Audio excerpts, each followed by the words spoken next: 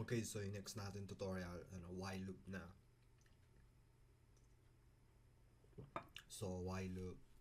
So, ito yung syntax ng while loop. While, tapos parenthesis, yung condition, tapos yung code.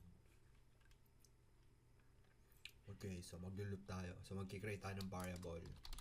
So, int I is equal to 0. Start natin 0.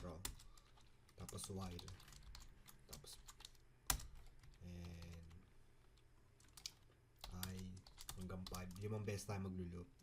Tapos ipiprint natin yung I. Tapos,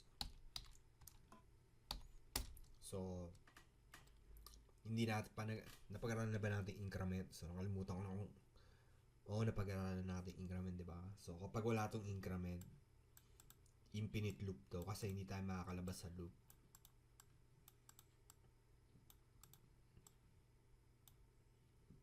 So, kailangan natin siya i-increment. So, ano mangyayari kapag hindi natin i-increment?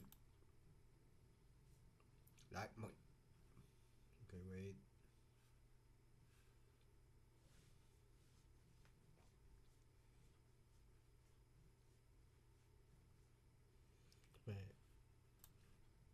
Shit, nakalimutan. Ito.